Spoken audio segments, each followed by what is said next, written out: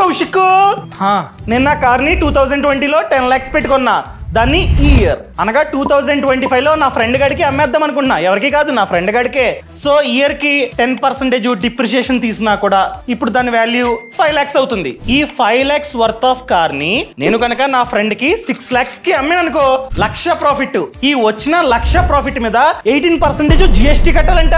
నేను రీసెంట్ గా న్యూస్ లో చూసా. అంటే 1,00,000 ప్రాఫిట్ మీద 18,000 ప్రభుత్వానికి ట్యాక్స్ కట్టాలా? నిజమేనా?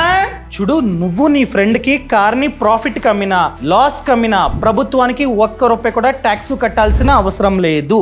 ఎందుకంటే నువ్వు ఇండివిజువల్. ఒక ఇండివిజువల్ వేరే ఇండివిజువల్ కి కార్ అమ్ముతున్నట్లయితే ఎటువంటి ట్యాక్స్ లేదు.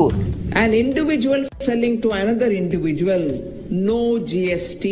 అదే కనుక రిజిస్టర్డ్ కార్ డీలర్ కనుక ఒక పార్టీ అనగా ఒక పర్సన్ వద్ద కార్ ని కొని ప్రాఫిట్ కి వేరే పర్సన్ కి అమ్ముతూ ఉన్నాడు. ఫర్ ఎగ్జాంపుల్ 6 lakhs కి కార్ కొన్నాడు ఒక పర్సన్ దగ్గర. అదే కార్ ని 7 lakhs కి అమ్ముతూ ఉన్నాడు. అంటే 1,00,000 ప్రాఫిట్ రిజిస్టర్డ్ కార్ డీలర్ కి. ఆ డీలర్ మేబీ నార్మల్ డీలర్ కావచ్చు, లేదా కార్ 24 స్పిని ఎవరైనా కావచ్చు. వాళ్ళకి వచ్చిన ప్రాఫిట్ మీద 18% ట్యాక్స్ కట్టాల్సిందే. లాస్ వస్తే ఎటువంటి GST కట్టాల్సిన అవసరం లేదు. ఫైనల్ గా ఈ ట్యాక్స్ అన్నది వాళ్ళకి, నీకు కాదు. అర్థమైందా? ఇప్పుడు నాకు క్లారిటీ వచ్చింది. ఈ సమాచారాన్ని కారున్న ప్రతి ఒక్కరికి షేర్ చేయడం అస్సలు మర్చిపోకండి.